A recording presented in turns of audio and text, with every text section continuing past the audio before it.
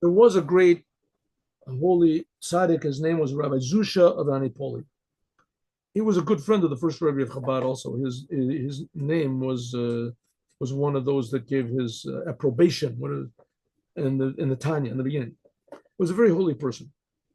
One day he was sitting in his front yard or whatever of his house, and he was learning, and someone burst into the gate and started screaming, "Please, Rebbe, sign this paper. Please sign this paper.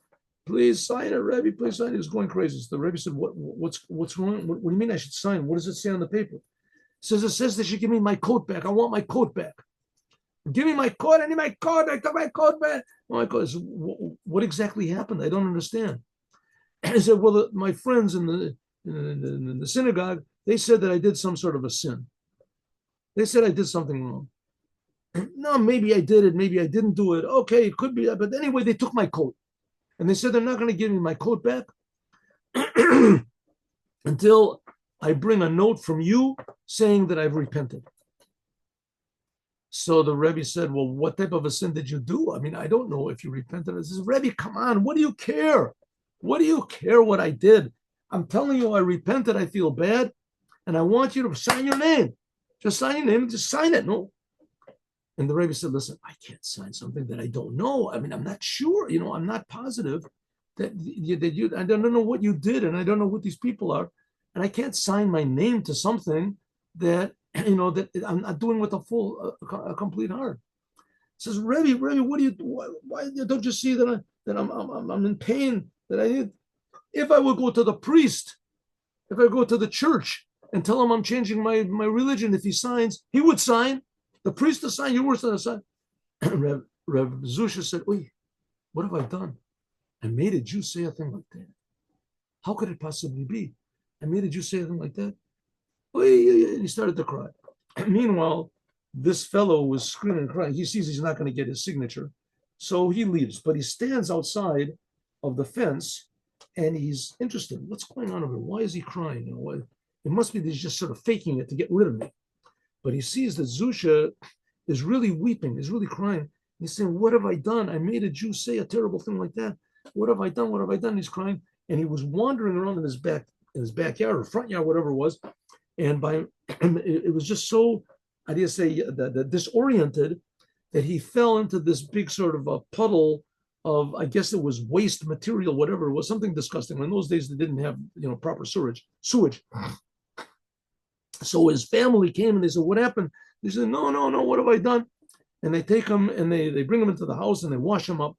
Meanwhile, this fellow is standing outside and he's saying, "Well, he really is crying. He's really crying." Maybe the reason he's crying is because, he regrets that he didn't. Maybe he's worried about going to hell.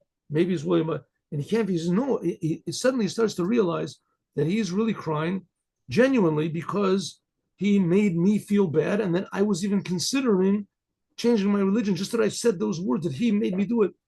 That he really, it wasn't from that he's so super religious and he's afraid of burning in hell. He just really felt bad for me that he made me do this. So he went into the house to tell him that he's sorry.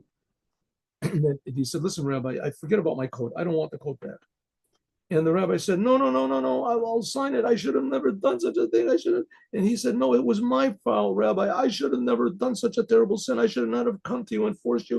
And he said, "No." Meanwhile, the rabbi was sitting on the ground and he was weeping. And he said, "Come, sit next to me on the ground and we'll both cry together." Both cried together. And that's what they did. They sat on the ground and they both wept together. He wept because he had done a bad thing and he forced the Rebbe to cry. And the Rebbe wept because he forced a person to say that he was going to change his religion. And in the end, of course, the Rebbe signed and he went. The point is, we have to be careful with other people's feelings, and we have to also be careful with our connection to the creator of the universe. Never to say such a thing like that. What should have been the end? He should have said, "Rebbe, let's sit down and talk about this. I want to tell you exactly what I did, and I want to tell you that I really regret it." And then the Rebbe would have signed. He shouldn't have said those words. "Why did you do that? Why don't you sign, Rabbi? If I went to the priest, he would sign." That's where the mistake comes. Have a good day with Mashiach. No, thank you very much for coming. Oh, I wanted to sing a song. I'll sing.